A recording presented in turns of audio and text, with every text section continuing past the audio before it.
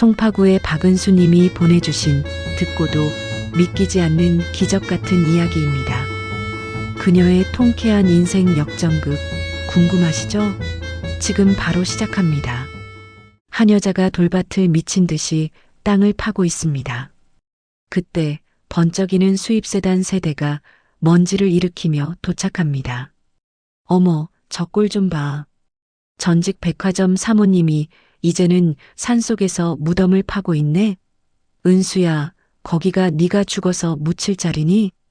시어머니 최 여사가 코를 막으며 차에서 내립니다. 그 뒤로 전 남편 진석과 그에게 새로 붙여준 젊은 여자 지우가 깔깔대며 다가옵니다. 은수는 대답 대신 이을 악물고 삽을 땅속 깊숙이 박아 넣습니다. 전처 양반, 그 돌밭에서 뭐가 나온다고 그렇게 애를 써? 우리가 준 땅이 정말 마음에 들었나 봐? 역시 시장 바닥 출신이라 흙 파는 게 체질인가 보지. 진석의 비아냥이 산울림을 타고 울려 퍼집니다.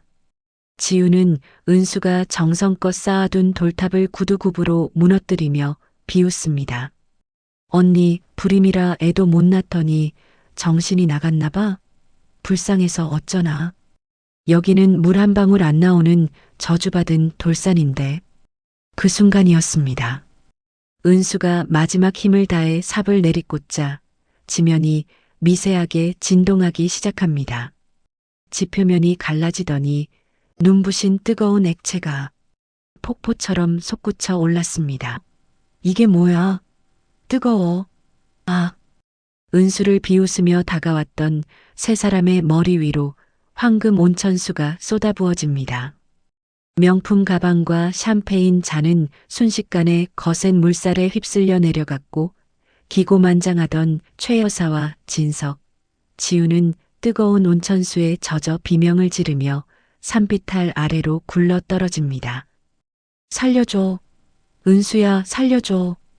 온천수 거품을 물고 허우적거리는 그들을 내려다보며 은수는 젖은 머리카락을 쓸어 넘기고 차갑게 미소 짓습니다.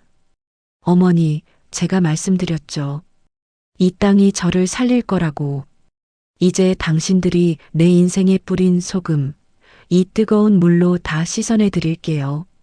대한민국 유통업계를 뒤흔들 황금 온천이 발견되는 역사적인 순간이자 10년을 참아온 처절한 복수의 서막이 오르는 순간이었습니다. 도대체 10년 동안 이 집안을 위해 모든 것을 바쳤던 은수에게 무슨 일이 있었던 걸까요? 그리고 어떻게 이 죽은 땅에서 황금이 솟아오르게 된 걸까요? 지금 바로 그 전율 돋는 이야기가 시작됩니다. 사연 시작하기 전에 구독과 좋아요 눌러줘요. 영상 작업에 큰 힘이 된다고 하네요. 그럼 사연 시작할게요. 불과 한 달 전까지만 해도 박은수는 명실상부한 대한민국 유통업계의 여왕이었습니다. 한성백화점 그룹의 차남 진석의 아내이자 까다롭기로 소문난 최 여사의 총애를 한 몸에 받는 며느리였죠.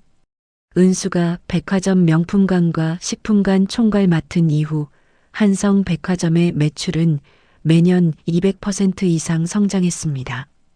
사모님들 사이에서 은수는 선망의 대상이었고 직원들에게는 닮고 싶은 롤모델이었습니다. 화려한 파티가 열리던 그날 밤 은수는 수억 원대를 호가하는 다이아몬드 목걸이를 걸고 연회장의 주인공으로 서 있었습니다. 최 여사는 은수의 손을 꼭 잡으며 내외빈들에게 자랑했습니다. 우리 며느리가 복덩이야. 이 사람 들어오고 나서 우리 가문 사업이 얼마나 번창했는지 몰라. 하지만 그 찬사는 껍데기에 불과했습니다. 파티가 끝나고 돌아온 저택 서재에서 은수는 차가운 현실과 마주해야 했습니다. 최 여사의 눈빛은 연회장에서와는 달리 얼음처럼 냉혹했습니다. 은수야, 벌써 결혼한 지 10년이다. 그런데 아직도 소식이 없으니 내 마음이 어떻겠니? 병원에서는 너한테 문제가 있다고 하더구나.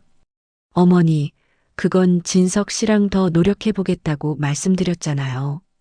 아직 포기하기에는. 아니, 나는 더 이상 기다릴 수 없다. 우리 한성 가문의 대가 끊기는 꼴은 죽어도 못 봐. 최 여사는 미리 준비해 둔 듯 진석의 옆자리에 앉아있던 젊은 여자를 가리켰습니다. 모델 출신의 지우였습니다.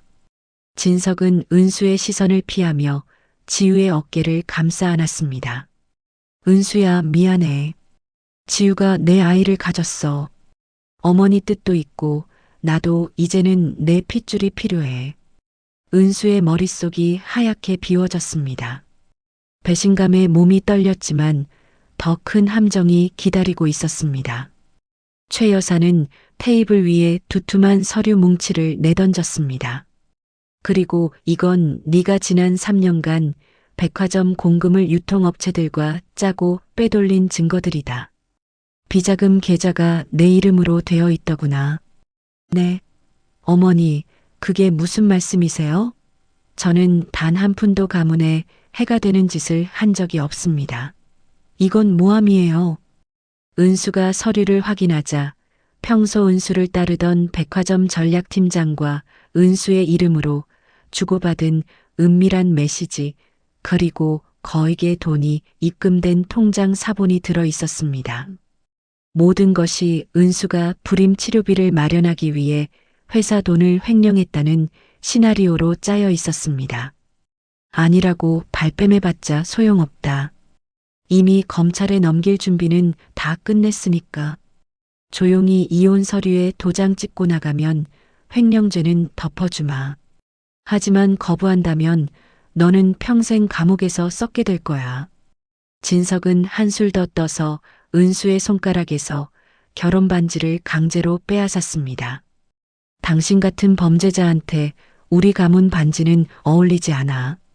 여기 도장 찍어. 위자료는 이미 정해놨어. 그들이 내민 것은 이혼 합의서와 함께 강원도 정선의 이름 모를 돌산 등기 권리증이었습니다. 최 여사는 은수의 얼굴에 소금을 뿌리며 소리쳤습니다. 그 땅, 내 시아버지가 사기당해서 산 죽은 땅이다. 독성 성분 때문에 풀 한 폭이 안 자라고 나무도 다 말라 죽는 저주받은 돌밭이라고. 위자료는 그거면 충분해. 거기 가서 귀신이랑 살든 굶어 죽든 내 맘대로 해. 순식간이었습니다. 추앙받던 백화점 사모님에서 남편을 배신하고 회사 돈을 횡령한 범죄자, 그리고 아이도 못 낳는 저주받은 여자라는 낙인이 찍힌 채 은수는 대문 밖으로 내던져졌습니다. 명품 백 대신 낡은 가방 하나, 화려한 저택 대신 황량한 돌산의 등기권리증 하나만을 쥔 채였습니다. 비가 쏟아지는 밤, 은수는 홀로 서울역으로 향했습니다. 가슴속에서는 피눈물이 흘렀지만 눈빛만은 형형하게 빛났습니다. 어머니, 진석 씨, 당신들이 나를 횡령범으로 만들고 이 쓸모없는 땅으로 내쫓은 거 평생의 가장 큰 실수가 되게 해줄게. 내가 그 돌밭에서 반드시 살아남아 당신들의 그 거만한 백화점을 통째로 무너뜨려 주겠어. 은수는 자신의 것이었던 화려한 서울의 야경을 뒤로하고 어둠이 깊게 깔린 강원도 정성행 기차에 올랐습니다. 30대 중반, 인생의 가장 높은 곳에서 가장 낮은 곳으로 수직 낙하한 그녀의 손에는 시아버지가 돌아가시기 직전 은수에게만 몰래 건넸던 낡은 수첩 하나가 꽉 쥐어져 있었습니다.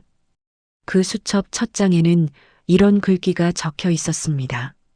가장 척박한 땅 밑에 가장 뜨거운 생명이 숨쉬고 있다. 은수야, 세상이 너를 버리거든 땅의 소리에 귀를 기울여라. 기차의 경적 소리가 은수의 결연한 의지를 대변하듯 밤 공기를 가르며 울려 퍼졌습니다. 대한민국 유통업계를 호령하던 여왕의 추락, 그것은 곧 지옥에서 돌아온 복수의 여신의 탄생을 알리는 서곡이었습니다. 돈과 권력을 위해 10년을 가족으로 산 사람을 한순간에 범죄자로 몰아 내쫓는 인간의 탐욕은 어디까지일까요? 물질적인 풍요가 과연 인간의 도리보다 우선일 수 있는지 우리 사회의 단면을 돌아보게 합니다. 정선 사부급의 거친 돌밭에 도착한 은수. 마을 사람들은 그곳을 지옥의 입구라 부르며 근처에도 가지 말라고 경고합니다. 하지만 은수는 시아버지의 수첩에 적힌 좌표를 찾아 매일같이 삽질을 시작합니다. 손바닥이 터지고 피가 맺히는 고통 속에서 은수가 마침내 찾아낸 것은 무엇일까요? 대한민국 유통지도의 정점, 한성백화점 본사의 아침은 항상 박은수 상무의 구두 소리로 시작되었습니다. 완벽하게 재단된 실크 정장, 흐트러짐 없는 머리칼, 그리고 상대를 압도하는 온화하면서도 날카로운 눈빛. 은수는 단순한 재벌가 며느리가 아니었습니다. 그녀는 쓰러져가던 한성백화점을 불과 5년 만에 국내 매출 1위로 끌어올린 미다스의 손이자 업계에 살아있는 전설이었습니다. 상무님, 이번 명품관 리뉴얼 오픈 이후 VIP 매출이 전년 대비 150% 상승했습니다. 특히 식품관의 전통명인 콜라보 라인은 이미 완판입니다. 비서의 보고를 들으며 은수는 가볍게 고개를 끄덕였습니다. 하지만 그녀의 성공 뒤에는 지난 10년의 눈물겨운 헌신이 있었습니다. 10년 전 은수가 이 집에 들어올 때만 해도 한성은 위기였습니다. 차남인 진석은 후계 싸움에서 밀려나 방황했고 시어머니 최 여사는 구시대적인 경영 방식으로 백화점을 벼랑 끝으로 몰고 있었죠. 그때 은수가 나섰습니다. 그녀는 콧대 높은 명품 브랜드 본사를 설득하기 위해 프랑스와 이탈리아를 제집 드나들 듯 했고 전국 8도의 숨은 장인들을 찾아내기 위해 장화를 신고 진흙탕을 굴렀습니다. 최 여사의 히스테리에 가까운 호통을 다 받아내면서도 밤에는 남편 진석의 경영 수업을 직접 챙기며 그를 그룹의 핵심 인물로 키워냈습니다. 우리 은수가 없었으면 지금의 한성도 없었을 게야. 그렇고 말고. 불과 1년 전만 해도 최 여사는 은수의 손을 잡고 입버릇처럼 말했습니다. 하지만 그 가식적인 웃음 뒤에는 거대한 음모의 싹이 자라고 있었습니다.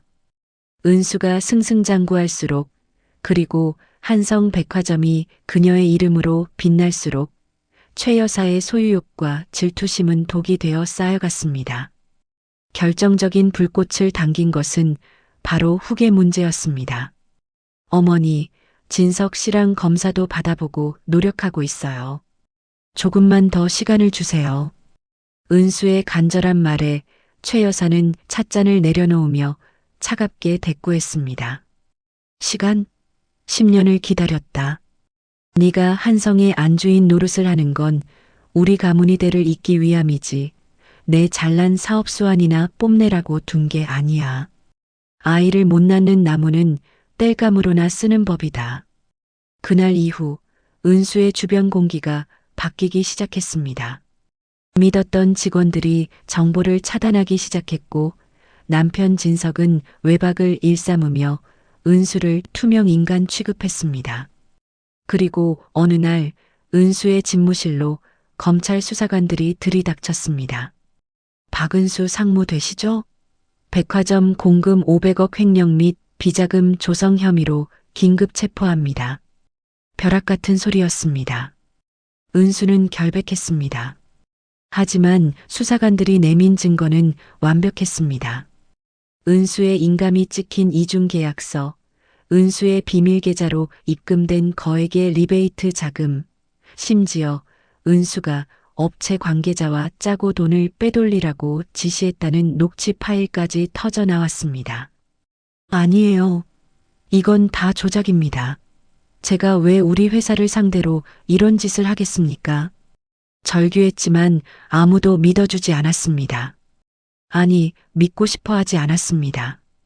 경찰 조사를 받고 돌아온 저택 거실에는 최 여사와 진석, 그리고 낯선 젊은 여자 지우가 보란 듯이 앉아 있었습니다. 지우의 배는 살짝 불러 있었고 진석은 그녀의 배를 다정하게 쓰다듬고 있었습니다. 어머니, 이게 다 어떻게 된 일이에요? 진석 씨, 당신은 알잖아. 내가 얼마나 이 회사를 위해 살았는지. 은수가 진석에게 매달렸지만 그는 은수의 손을 거칠게 뿌리쳤습니다. 더러운 손 치워. 공금을 횡령해서 내 친정에 빼돌려. 그것도 모자라 내가 붙여준 비서랑 바람까지 피웠다면서. 내 역겨운 행각. 이미 어머니가 다 조사하셨어. 뭐라고요? 바람이라니요? 제가 누구랑요? 최 여사가 비웃으며 사진 한 뭉치를 던졌습니다. 사진 속에는 은수가 젊은 남성 직원과 다정하게 호텔로 들어가는 듯한 모습이 찍혀 있었습니다. 정교하게 합성된 하지만 일반인이 보기엔 완벽한 조작 사진이었습니다. 내 아들 앞길 막는 것도 모자라 가문의 명예에 똥칠을 해? 내 친정 식구들 목숨줄까지 끊어놓기 전에 이 서류에 도장 찍어. 최 여사가 내민 것은 이혼 서류와 재산 포기 각서였습니다. 10년의 헌신, 수천억의 가치를 창출한 공로는 온데간데였고 은수는 순식간에 불륜 횡령범이라는 낙인이 찍혔습니다. 도장 찍어라. 그러면 횡령건은 고소 취하해 주마. 하지만 거부한다면 내 부모님이 평생 일궈온 선산부터 내 조카들 장래까지 내가 밟아버릴 줄 알아라. 은수는 깨달았습니다. 이 모든 것이 처음부터 끝까지 계획된 거대한 덫이었다는 것을요. 며느리의 유능함이 가문을 위협한다고 느낀 시어머니와 새 여자와 아이를 위해 걸림돌을 제거하려 했던 남편의 합작품이었습니다. 은수는 떨리는 손으로 인감을 들었습니다. 비참함이 뼛속까지 스며들었지만 여기서 무너지면 친정 식구들까지 다칠 것이 뻔했습니다. 쾅, 쾅, 쾅. 3번의 도장 소리는 은수의 지난 10년 인생이 장례를 치르는 소리였습니다. 자, 이제 너한테 줄 위자료다. 내 시아버지가 돌아가시기 전에 사기당해서 샀다던 그 정선 돌밭 있지? 그거 내 이름으로 해놨으니까 그거 들고 당장 꺼져. 최 여사는 소금 자루를 들고 은수의 머리 위로 쏟아부었습니다. 하얀 소금 가루가 눈부시게 빛나던 은수의 다이아몬드 목걸이 사이사이에 박혔습니다. 시장 바닥에서 나물 팔던 내 부모 곁으로 돌아가거라. 거기서 흙이나 파먹으며 살면 딱 맞겠구나. 은수는 소금기를 뒤집어 쓴 채 거실 바닥에 무릎을 꿇었습니다. 하지만 고개는 숙이지 않았습니다. 그녀의 눈동자에는 슬픔 대신 차가운 복수의 칼날이 서리기 시작했습니다. 어머니, 진석 씨, 당신들이 나를 이 지옥으로 밀어넣은 거 평생의 가장 큰 후회가 되게 해줄게요. 내가 그 돌밭에서 무엇을 읽어내는지, 당신들의 그 화려한 백화점이 어떻게 무너지는지 똑똑히 지켜보세요. 은수는 그 길로 저택을 나섰습니다. 손목에 채워졌던 명품 시계도 손가락의 결혼 반지도 모두 빼앗긴 채였습니다. 억수같이 쏟아지는 빗물은 은수의 몸에 묻은 소금기를 씻어내고 있었습니다. 서울역으로 향하는 택시 안에서 은수는 시아버지가 남긴 낡은 수첩을 꺼냈습니다. 은수야, 세상의 눈은 화려한 껍데기만 보지만 땅의 심장은 진실만을 품고 있단다. 800m 아래 그 뜨거운 진실이 너를 기다리고 있을 거다. 시아버지는 알고 계셨던 걸까요? 가문의 비열함을, 그리고 며느리에게 닥칠 시련을. 기차 차창에 비친 은수의 얼굴은 이미 쫓겨난 여자의 그것이 아니었습니다. 그것은 모든 것을 잃고 새로 태어난 대지의 여왕과도 같은 모습이었습니다. 가장 가까운 가족이 가장 무서운 적이 되어 돌아왔을 때 우리는 무엇을 붙잡고 살아야 할까요? 화려한 재벌가의 사모님 자리를 내려놓고 돌산으로 향하는 은수의 발걸음에서 진정한 나를 찾는 용기에 대해 생각해 보게 됩니다. 돌산 마을 사람들은 그녀를 서울에서 온 미친 여자라고 부르며 비웃습니다. 하지만 은수는 시아버지의 수첩을 지도 삼아 매일같이 삽을 들고 돌을 골라냅니다. 손바닥이 터지고 피가 맺히는 고통의 시간. 그러던 어느 날 밤 땅속 깊은 곳에서 기이한 울림이 들려오기 시작하는데 드디어 황금 온천수가 터져나오는 기적의 순간이 펼쳐집니다. 서울에서 정선으로 향하는 밤기차 안에서 은수는 단 한숨도 자지 못했습니다. 창밖으로 스쳐 지나가는 어둠이 꼭 자신의 앞날 같았습니다. 백화점의 여왕에서 횡령범이라는 누명을 쓴 채 쫓겨난 여자. 아이를 못 낳는다는 이유로 소금 세례를 받으며 내던져진 인생. 정선역에 도착했을 때 새벽 안개는 은수의 폐부를 찔러왔습니다. 택시 기사조차 은수가 내민 주소를 보더니 고개를 저었습니다. 손님, 거기는 사람이 살 곳이 못 돼요. 옛날부터 독성이 나와서 풀 한 폭이 안 자라는 죽은 땅이라고 소문난 돌산인데 거길 왜 가시려나? 기사의 말은 틀리지 않았습니다. 마을 입구에서부터 좋게 1시간은 걸어 올라가야 나타나는 그곳은 말 그대로 지옥의 잔해 같았습니다. 거대한 바위 더미와 갈라진 흙바닥, 그리고 말라 죽은 나무 그루터기들만이 은수를 맞이했습니다. 최 여사가 왜 이 땅을 위자료랍시고 던져줬는지 뼈저리게 느껴졌습니다. 굶어 죽으라는 소리보다 더 잔인한 희망 없이 말라 죽으라는 선고였습니다. 은수는 산기슭에 버려진 작은 폐가를 거처로 삼았습니다. 지붕은 새고 문짝은 덜렁거렸지만 은수는 울지 않았습니다. 아니, 울 자격조차 없다고 생각했습니다. 그녀는 그날부터 매일 아침 해가 뜨기도 전에 산을 올랐습니다. 저 미친 여자가 또 시작이네. 마을 사람들의 비아냥이 들려왔습니다. 명품 코트는 이미 흙먼지에 절어 색이 바랬고 고왔던 손바닥은 굳은 살과 터진 상처로 엉망이 되었습니다. 하지만 은수는 삽질을 멈추지 않았습니다. 시아버지가 남기신 수첩에 적힌 좌표, 지하 800m, 대지의 심장이 뛰는 곳이라는 구절만이 그녀를 지탱하는 유일한 끈이었습니다. 매일같이 돌을 골라내고 땅을 팠습니다.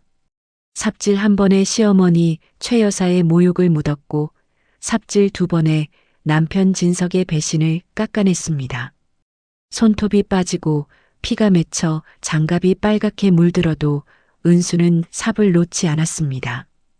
오히려 그 육체적인 고통이 가슴속에 난도질당한 아픔을 잊게 해주었습니다. 그러던 어느 날 한 달째 이어지던 삽질이 바위층에 막혀 진전이 없던 밤이었습니다. 은수는 절망에 빠져 땅바닥에 주저앉았습니다. 아버님, 정말 여기가 맞나요? 저들은 저를 비웃으며 화려하게 살고 있는데 저는 왜 여기서 무덤을 파고 있어야 하나요? 그때였습니다. 품속에 넣어두었던 시아버지의 수첩이 은수의 눈물에 젖어들자 보이지 않던 뒷장의 글씨들이 서서히 나타나기 시작했습니다. 은수야, 겉으로 보이는 돌덩이는 땅이 자신을 지키기 위해 두른 갑옷이란다. 그 갑옷을 뚫고 가장 깊은 곳의 상처를 건드려라. 그러면 땅이 너에게 자신의 생명수를 내어줄 것이다. 은수의 눈이 번쩍 뜨였습니다. 그녀는 다시 삽을 들었습니다. 그리고 바위 틈 사이 가장 어둡고 깊은 곳을 향해 정을 내리쳤습니다. 밤을 꼬박 세운 사투 끝에 새벽 공기를 가르는 기이한 진동이 발밑에서 전달되었습니다. 쿠구구구. 처음에는 작은 떨림이었습니다. 그러다 점차 산 전체가 들썩이는 거대한 울림으로 변했습니다. 은수는 본능적으로 물러섰습니다. 다음 순간 쩍하며 갈라진 바위 틈 사이로 하얀 김이 모락모락 피어오르는 뜨거운 수증기가 뿜어져 나왔습니다. 그리고 마침내 거대한 포유와 함께 황금빛 액체가 하늘을 향해 치솟았습니다. 나왔어. 진짜로 나왔어. 은수의 얼굴 위로 뜨거운 온천수가 쏟아졌습니다. 그냥 물이 아니었습니다. 태양빛을 머금은 듯 영롱한 황금색을 띤 희귀 광물이 가득 함유된 기적의 온천수였습니다. 은수는 그 물을 손으로 받아 얼굴을 씻었습니다. 한 달 동안 그녀를 괴롭혔던 피부의 상처와 피로가 씻은 듯이 사라지는 기분이었습니다. 이 소식은 순식간에 정선 전체로 퍼져나갔습니다. 독성 성분 때문에 죽은 땅이라던 그곳에서 세계적으로도 유래를 찾기 힘든 초고농도 게르마늄 황금 온천이 터진 것입니다. 은수는 쏟아지는 온천수 앞에 무릎을 꿇고 시아버지를 향해 절을 올렸습니다. 이제 게임의 판도는 완전히 바뀌었습니다. 최 여사와 진석이 은수를 죽이려 던져준 독이 오히려 은수를 세계적인 부호로 만들어줄 보약이 되어 돌아온 것입니다. 하지만 기쁨도 잠시, 은수는 곧바로 차가운 이성을 되찾았습니다. 어머니, 진석 씨, 이제 시작이에요. 당신들이 나에게 준 그 저주받은 돌밭이 어떻게 당신들의 목을 죄는 밧줄이 되는지 내가 직접 보여줄게. 은수는 젖은 머리카락을 쓸어 넘기며 마을 아래를 내려다보았습니다. 저 멀리 자신을 비웃으러 곧 들이닥칠 백화점가의 식구들을 맞이할 준비를 시작했습니다. 그것은 은수가 치밀하게 준비한 복수의 첫 번째 무대였습니다. 누군가에게는 버려야 할 독이었던 땅이 누군가에게는 생명을 살리는 황금이 되었습니다. 사물과 사람의 가치는 그것을 보는 눈과 그것을 가꾸는 정성에 따라 달라지는 법입니다. 여러분의 인생에도 지금은 돌밭 같아 보이지만 사실은 황금을 품고 있는 무언가가 있지는 않나요? 온천수가 터졌다는 소식에 눈이 뒤집힌 최 여사와 진석은 땅을 되찾기 위해 온갖 법적 수단을 동원합니다. 위자료 계약이 무효다 라며 으름장을 놓으며 정선으로 들이닥친 그들. 하지만 은수는 이미 그들을 맞이할 완벽한 덫을 놓아두었습니다. 물에 젖은 생쥐꼴이 된 백화점가 식구들의 처참한 몰락. 가슴 뻥 뚫리는 사이다 복수가 이어집니다. 정선의 거친 돌산은 더 이상 죽음의 땅이 아니었습니다.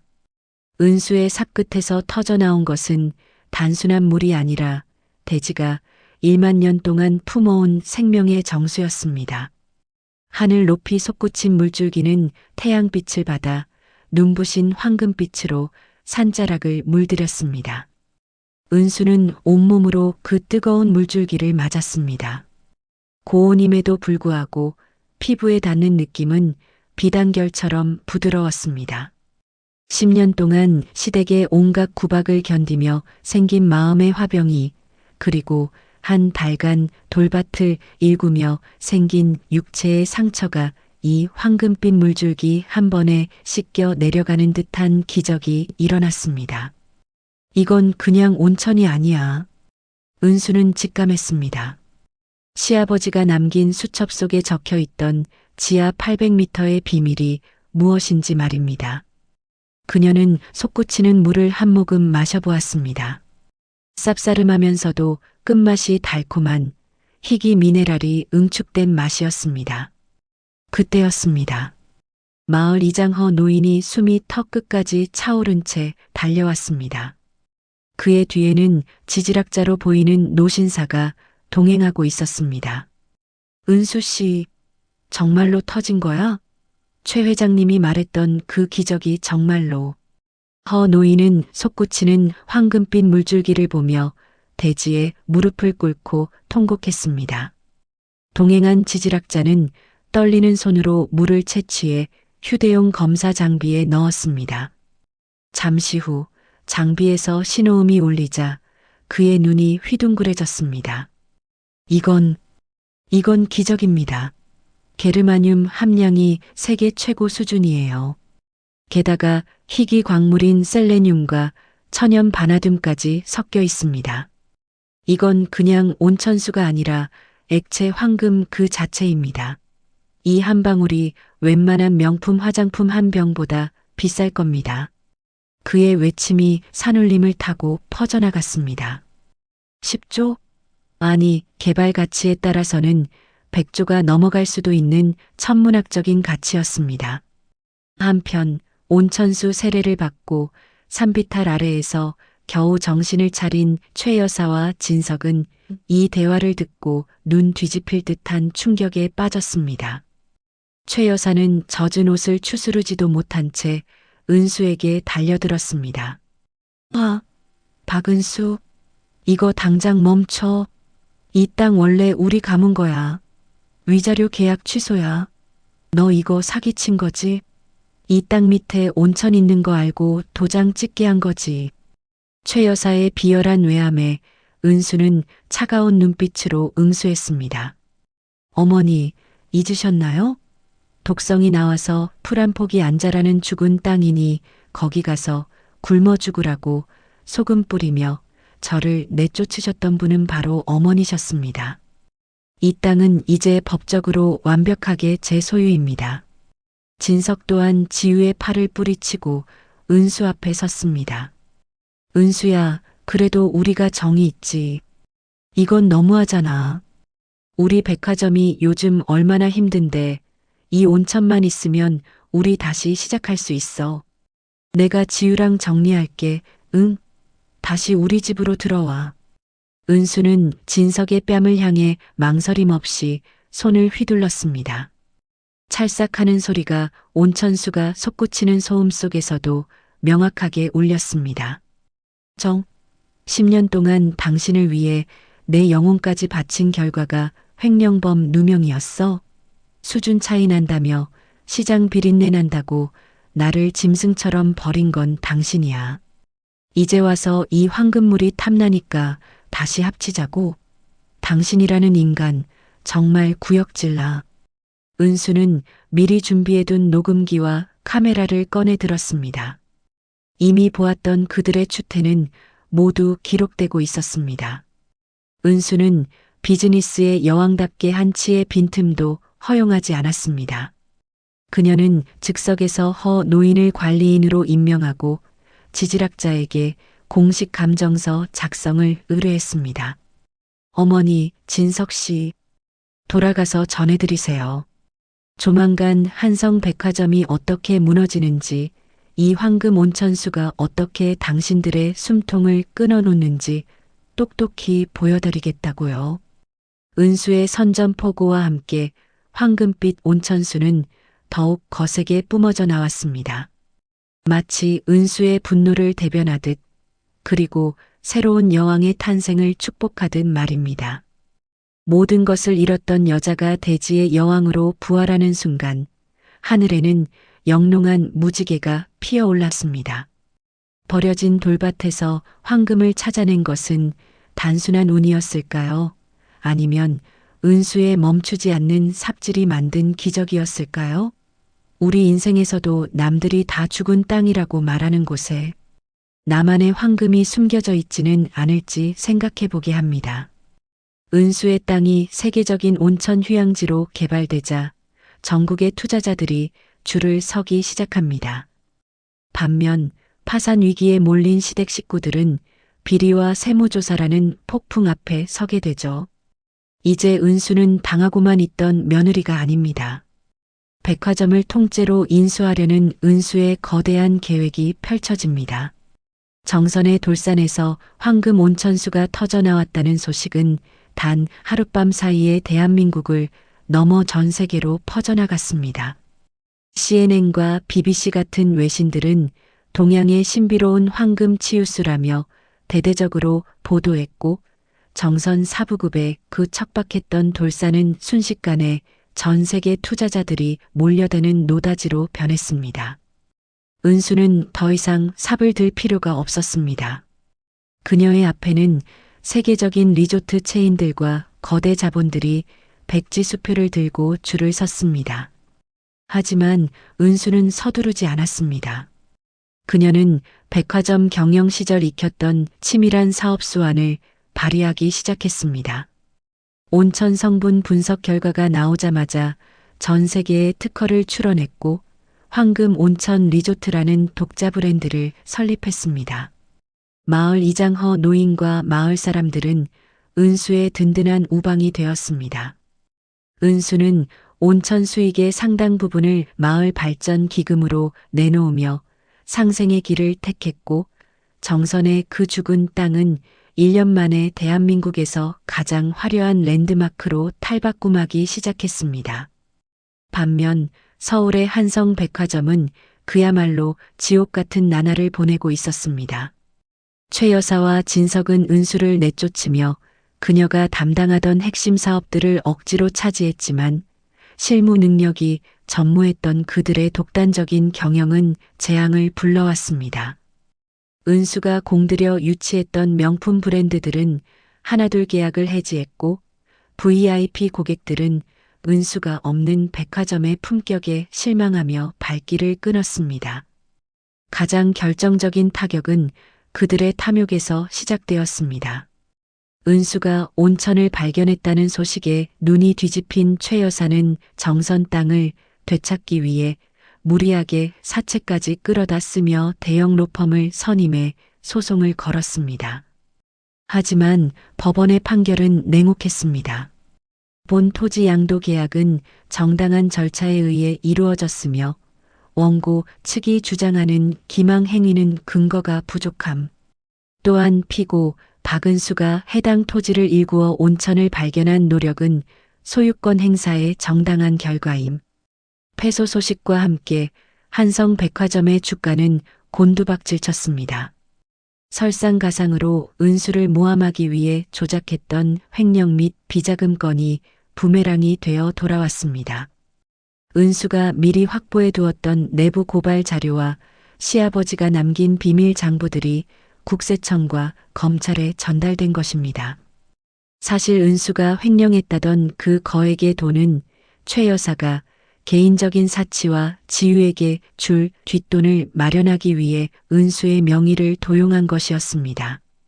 국세청 조사관들이 백화점 본사를 압수수색하며 최 여사의 비밀 금고를 열었을 때 그 안에서 나온 것은 은수의 인감도장과 조작된 장부들이었습니다. 어머니, 이게 어떻게 된 일이에요? 은수가 한 게 아니었어요? 진석이 당황하며 묻자 최 여사는 거품을 물며 소리쳤습니다. 이게 다 그 여우 같은 년 때문이야. 그년이 우리를 함정에 빠뜨린 거라고. 하지만 이미 늦었습니다. 한성백화점은 부실 경영과 세무조사, 그리고 오너 일가의 비도덕성으로 인해 파산 위기에 몰렸습니다. 거래처들은 대금을 결제해달라며 본사 로비를 점령했고 직원들은 밀린 임금을 요구하며 시위를 시작했습니다. 이런 아수라장 속에 은수가 나타난 것입니다. 그녀는 무너져가는 시댁의 백화점을 보며 동정심 대신 차가운 정의를 떠올렸습니다. 그녀는 백화점의 부실 채권을 조용히 매집하기 시작했습니다. 10년 동안 자신의 피와 땀으로 일궈낸 이 백화점이 저런 탐욕스러운 인간들 때문에 망가지는 것을 볼 수 없었기 때문입니다. 은수는 최 여사가 앉아있던 회장실 문을 당당히 열고 들어갔습니다. 최 여사는 헝클어진 머리로 바닥에 주저앉아 있었습니다. 은수야, 내가 잘못했다. 제발 우리 백화점만은 살려줘. 네가 하라는 대로 다 할게. 진석이랑 다시 합쳐도 좋아. 내가 그 지우라는 년 당장 내쫓지 마. 최 여사가 은수의 다리를 붙잡고 빌었지만 은수는 그 손을 차갑게 뿌리쳤습니다. 어머니, 사람의 인연은 물건처럼 샀다 팔았다 할 수 있는 게 아니에요. 당신들이 저를 소금 뿌려 내쫓을 때 이미 끝난 일입니다. 그리고 이 백화점은 이제 당신들의 것이 아닙니다. 제가 인수한 채권과 지분으로 오늘부로 경영권을 행사하겠습니다. 은수의 단호한 선언에 진석은 넋이 나간 듯 벽에 기댔습니다. 10년 전 가난한 자신을 믿어주었던 은수의 진심을 짓밟은 대가는 너무나 컸습니다. 화려했던 백화점 제국은 그렇게 무너져 내리고 있었고 그 폐허 위에서 은수는 진정한 여왕의 자리에 다시 오르고 있었습니다.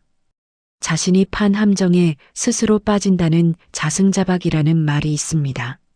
최 여사와 진석은 은수를 버리기 위해 함정을 팠지만 결국 그 탐욕이 자신들을 집어삼키고 말았습니다. 남을 해치려 했던 그 에너지를 진정성 있게 사업에 썼다면 결과는 달라졌을까요? 진정한 성공의 밑바탕은 결국 신뢰와 진심이라는 것을 다시금 깨닫게 됩니다. 한성 백화점이 최종 부도 처리되고 모든 재산을 압류당한 최 여사와 진석. 이제 그들이 갈 곳은 길바닥뿐입니다. 마지막 발악으로 정선의 온천 휴양지까지 쫓아와 무릎을 꿇고 구걸하는 그들. 은수야, 백화점 안에 우리 매장 한 칸만이라도 내줘. 라고 비는 그들에게 은수가 던질 마지막 일침은 무엇일까요? 그 처참한 구걸의 현장이 공개됩니다. 한성 백화점의 최종 부도 소식은 경제뉴스의 첫 페이지를 장식했습니다. 화려했던 최 여사의 저택과 진석의 외제차들은 빨간 딱지가 붙은 채 경매장으로 넘겨졌습니다. 그들이 믿었던 상간녀 지우는 남은 현금과 보석을 챙겨 이미 해외로 도망친 뒤였습니다. 갈 곳 없는 두 사람이 마지막으로 떠올린 곳은 자신들이 죽으라고 밀어넣었던 정선의 돌밭이었습니다. 하지만 그곳은 더 이상 돌밭이 아니었습니다. 전 세계 국빈들이 찾는 대한민국 최고의 명소, 박은수의 황금 온천 리조트가 그 자리를 지키고 있었습니다. 리조트 입구에 도착한 최 여사와 진석은 경비원들에게 제지당하며 로비 근처에도 가지 못했습니다. 내가 누군지 알아. 여기 주인 박은수 대표 시어머니라고. 당장 문 안 열어? 최 여사가 고함을 질렀지만 경비원은 싸늘하게 대꾸했습니다. 저희 대표님은 시장 비린내 나는 분들과는 면담하지 않으십니다. 돌아가세요.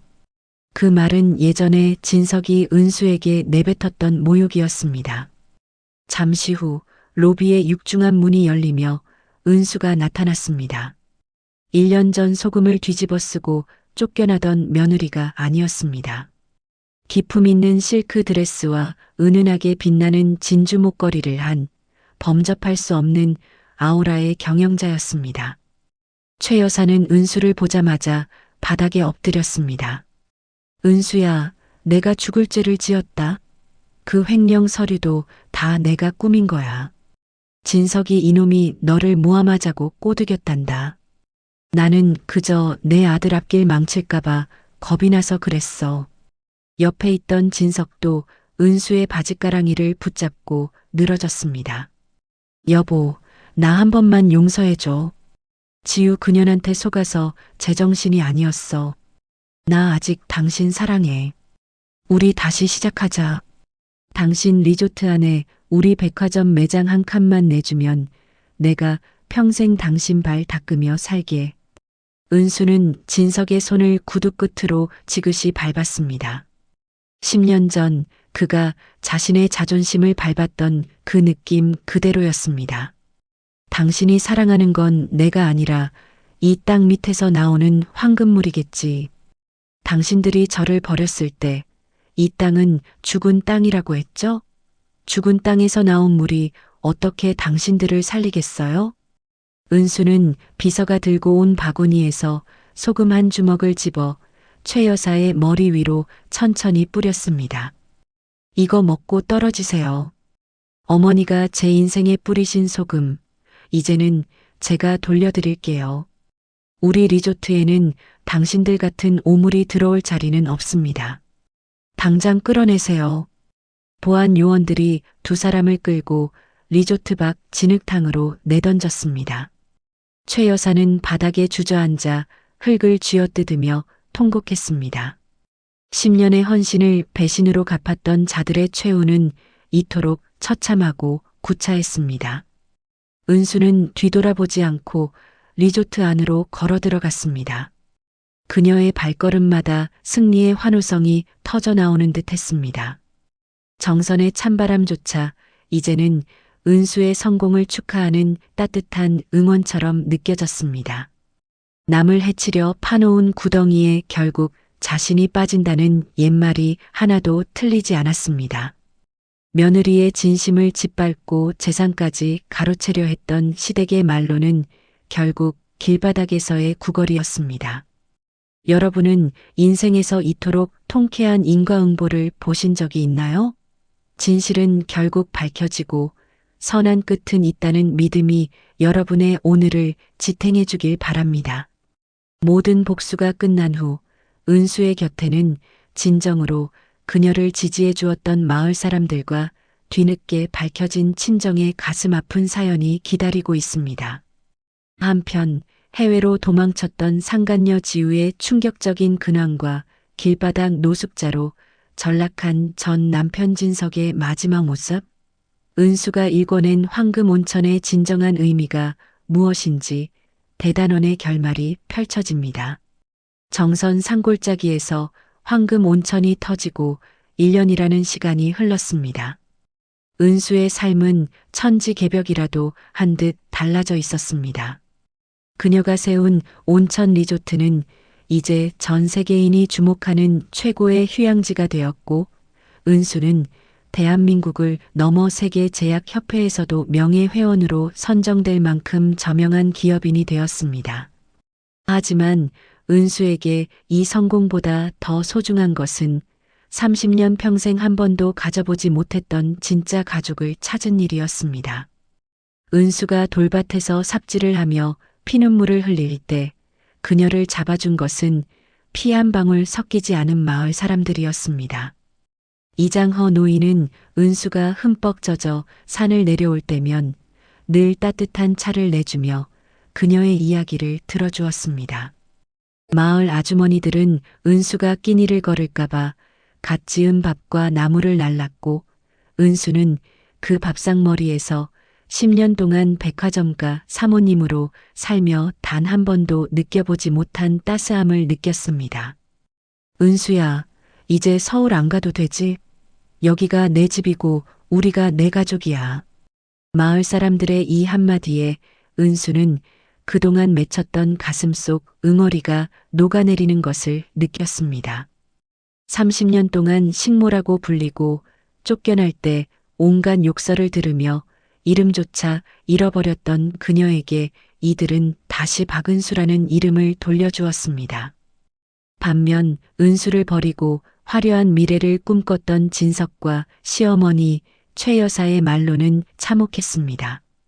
백화점 경영권은 이미 은수에게 넘어갔고 그들이 숨겨두었던 비자금과 부동산은 모두 압류되었습니다.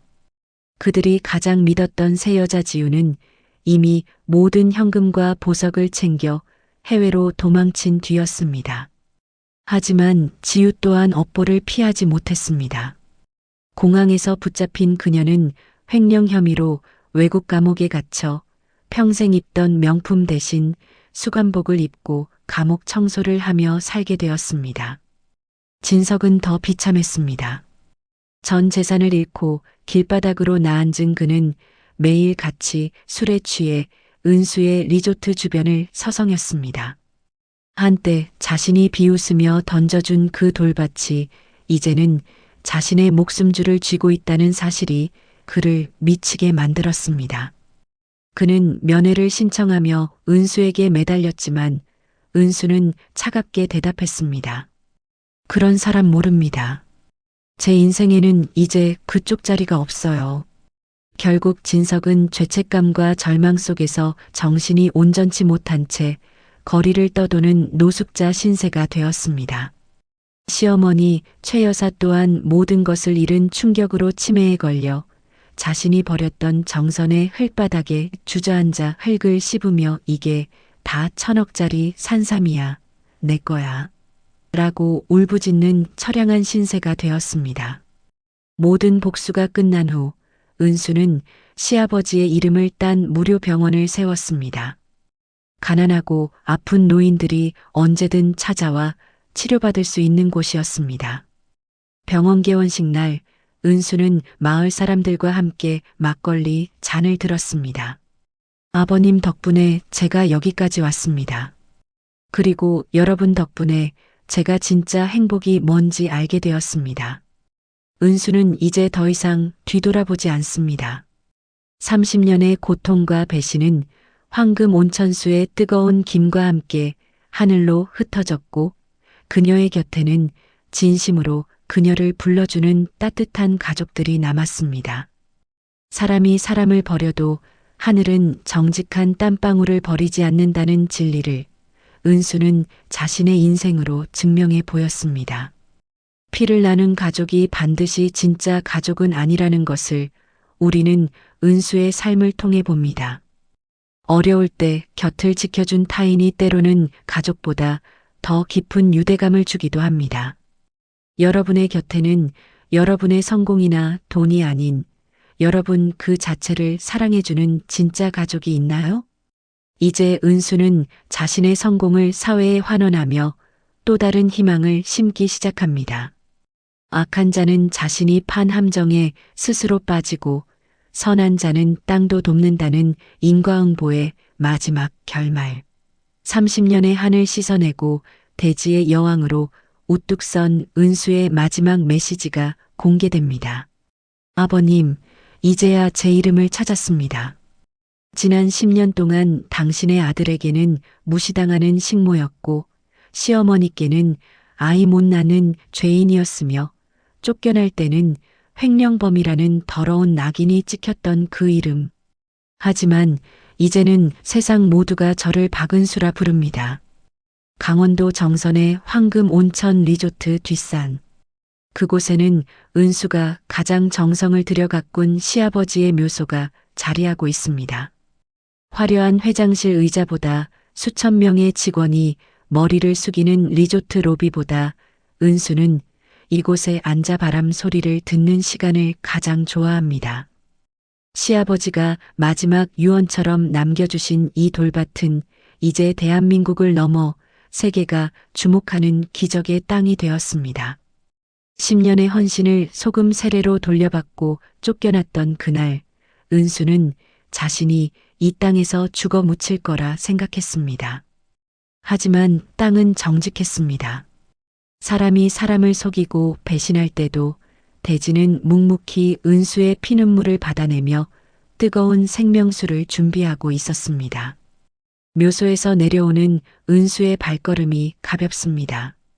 산 아래에서는 벌써 고소한 부침개 냄새와 사람들의 웃음소리가 산울림을 타고 올라옵니다. 은수가 리조트 정문에 들어서자 마을 이장허 노인이 달려 나와 은수의 손을 꽉 잡습니다. 은수 씨, 아니 박 회장님, 동네 사람들이 벌써 잔치 준비 다 끝냈어. 오늘 같은 날은 일 생각 좀 접어두고 우리랑 막걸리 한잔 해야지. 허 노인은 은수가 처음 정선역에 내려 절망에 빠져 있을 때부터 그녀의 곁을 지켜준 든든한 버팀목이었습니다. 은수가 손바닥이 터지도록 삽질을 할 때 아무 말 없이 새 장갑을 건네주고 밤마다 알아누운 은수의 머리맡에 따뜻한 숭늉을 놓아주던 이들이 바로 마을 사람들이었습니다. 백화점가 사모님으로 살던 10년 동안 은수는 단 한 번도 이런 따뜻함을 느껴본 적이 없었습니다. 명절마다 수천만 원어치의 선물을 돌리고 화려한 연회를 열었지만 그곳에는 언제나 날 선 질투와 가식적인 미소만 가득했습니다. 하지만 이곳 정선에서는 달랐습니다. 은수가 돈이 많아서가 아니라 그녀가 흘린 땀방울과 눈물의 무게를 알기에 사람들은 은수를 진심으로 아꼈습니다. 회장님, 이거 우리 집 닭이 오늘 낳은 알이에요. 드시고 기운내요. 은수야, 서울에서 온 귀한 손님들 만느라 고생 많지? 내가 나물 좀 무쳐왔어. 마을 아주머니들이 건네는 투박한 인사에 은수의 눈시울이 붉어집니다. 피 한 방울 섞이지 않았지만 이들은 은수가 가장 비참할 때 손을 내밀어준 진짜 가족이었습니다. 은수는 이제 압니다. 진짜 가족이랑 같은 성씨를 쓰고 같은 집에 사는 사람들이 아니라 서로의 아픔을 보듬어주고 진심으로 잘 되기를 빌어주는 사람들이라는 것을 말입니다. 은수가 따뜻한 사람들과 행복을 나누는 사이 그녀를 지옥으로 밀어넣었던 자들은 자신들이 판 함정에서 처절하게 무너져 내리고 있었습니다. 한성 백화점의 차남이자 은수의 남편이었던 진석은 이제 더 이상 황태자가 아니었습니다. 은수를 쫓아내고 새 여자 지우와 화려한 미래를 꿈꿨던 진석은 백화점 경영권이 은수에게 넘어가고 검찰 조사가 시작되자 가장 먼저 배신의 쓴맛을 보았습니다. 믿었던 상간녀 지우는 진석이 위기에 처하자마자 금고에 있던 현금과 보석을 챙겨 해외로 도망쳐 버렸습니다. 하지만 지우 역시 하늘의 그물을 피할 수는 없었습니다. 그녀는 공항에서 붙잡혀 횡령 및 명예도용 혐의로 수갑을 찼고 이제는 화려한 명품 드레스 대신 번호가 적힌 수감복을 입고 외국 감옥에서 청소를 하며 평생을 보내게 되었습니다. 진석의 상태는 더욱 처참했습니다. 모든 재산을 몰수당하고 길바닥으로 나앉은 그는 매일같이 술에 취해 은수의 리조트 주변을 서성였습니다. 한때 자신이 비웃으며 시장 비린내 난다고 밀쳤던 은수가 이제는 감히 쳐다볼 수도 없는 높은 곳의 주인이 되었다는 사실이 그를 미치게 만들었습니다. 어느 추운 겨울밤 리조트 정문 근처 쓰레기통 옆에서 웅크리고 있던 진석은 멀리서 은수의 차량이 지나가는 것을 보았습니다. 그는 달려가 차를 막아 세우고 울부짖었습니다. 은수야, 내가 잘못했어. 내가 미쳤었어. 제발 한 번만 기회를 줘. 나 예전처럼 당신 발 닦으며 살게. 하지만 차창은 내려가지 않았습니다. 비서를 통해 돌아온 대답은 얼음보다 차가웠습니다. 회장님께서는 그런 사람 모른다고 하십니다. 길을 막지 말고 비켜주십시오. 자신이 은수에게 했던 말 그대로였습니다. 진석은 차가운 도로 위에 주저앉아 컵라면 용기에 담긴 식은 국물을 마시며 통곡했습니다. 가장 높은 곳에서 가장 낮은 곳으로 수직 낙하한 그의 삶에는 이제 후회라는 이름의 지옥만이 남았습니다. 시어머니 최 여사의 말로는 더욱 참혹했습니다. 재산도 명예도 아들도 모두 잃은 그녀는 극심한 충격으로 치매에 걸리고 말았습니다. 그녀는 자신이 은수를 내쫓았던 그 정선 산길을 헤매다 바닥에 주저앉아 흙을 파먹기 시작했습니다. 산삼이야. 이게 다 1,000억짜리 산삼이야. 내 거야. 다 내 거라고. 눈이 풀린 채 흙을 입안 가득 넣고 씹는 그녀의 모습은 한때 재벌가 안주인이었던 권이라고는 찾아볼 수 없는 흉측한 몰골이었습니다. 은수는 우연히 산길에서 마주친 그녀 앞에 시아버지가 생전에 좋아하시던 사탕한 알을 놓아주었습니다. 그리고 차갑게 말했습니다. 어머니, 당신이 버린 그 흙바닥에서 평생 당신의 죄나 씹어 드세요. 최 여사는 은수를 알아보지도 못한 채 그저 사탕을 집으려고 손을 뻗다 입에서 거품을 물고 쓰러졌습니다. 30년의 복수가 아니 10년의 지독한 악연이 이렇게 마침표를 찍었습니다. 잔치가 한창인 리조트 연회장. 은수는 무대 위로 올라갔습니다. 수백 명의 마을 사람들과 리조트 직원들이 은수를 향해 뜨거운 박수를 보냅니다. 은수는 화려한 조명 아래서 다시 한번 다짐합니다. 이 성공은 결코 자신만의 것이 아님을 말입니다.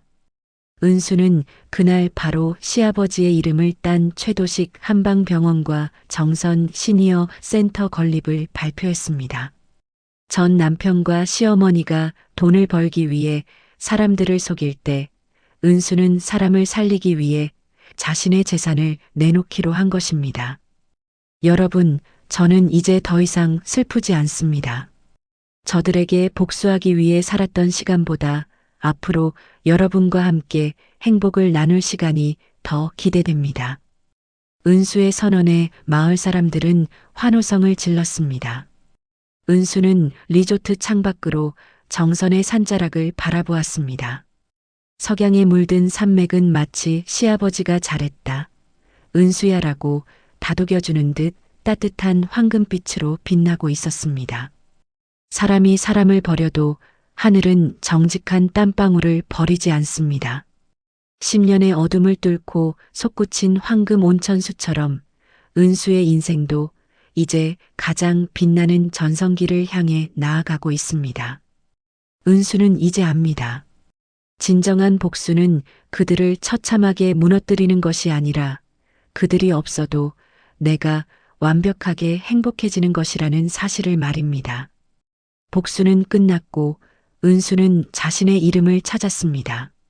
하지만 우리 주변에는 여전히 자신의 이름 대신 누군가의 아내로, 누군가의 며느리로, 혹은 이름 없는 노동자로 살아가며 가슴속으로 피눈물을 삼키는 수많은 은수들이 있습니다.